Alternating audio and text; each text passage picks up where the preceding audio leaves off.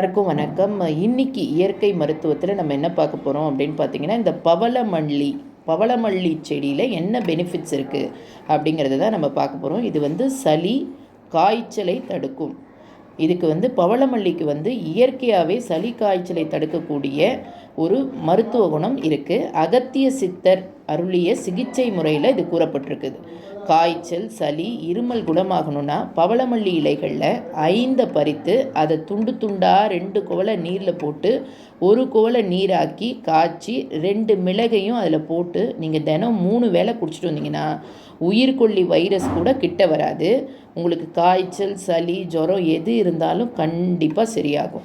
And chicken கூனியா அப்படின்னு ஒரு வியாதி, டங்குன்ற அந்த காய்ச்சலுக்கும் இந்த பவளமல்லி தண்ணீரை நம்ம குடிச்சிட்டு வரச்சே அந்த சிக்கன் கூனியா கண்டிப்பாக வராது. டங்கு ஃபீவர் இருக்கிறவங்க இந்த பவளமல்லி செடி நான் சொன்ன அந்த மேலே குறிப்பிட்டிருக்கிற அந்த கஷாயத்தை சாப்பிட்டுட்டு வரச்சே கண்டிப்பாக சுகம் கிடைக்கும்.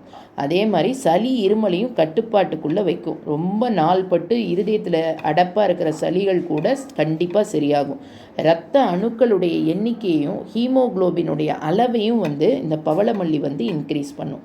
நோய் எதிர்ப்பு சக்தியை அதிகப்படுத்தி பக்க விளைவுகளை ஏற்படுத்தாமல் பவளமல்லி மக்களை பாதுகாக்கும். எத்தகைய கிருமியாக இருந்தாலும் சரி தொற்றாக இருந்தாலும் சரி இந்த பவளமல்லி ஜூஸை குடிச்சிட்டே வரச்சே கண்டிப்பாக அது நம்மளை எந்த ஒரு இதுவுமே அணுகாது.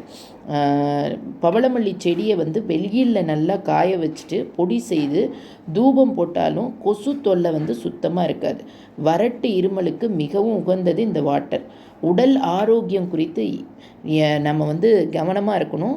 அதனாலேயே இயற்கையாகவே கடவுள் இந்த மாதிரி எல்லாத்துலேயுமே மருத்துவ குணத்தை வச்சுருக்கிறார். அது என்னென்னு நம்ம தேடி தேடி அதை சாப்பிட்றச்சே நிச்சயமாக அதற்கான பலனை நம்ம பெற்றுக்கொள்ளுவோம்.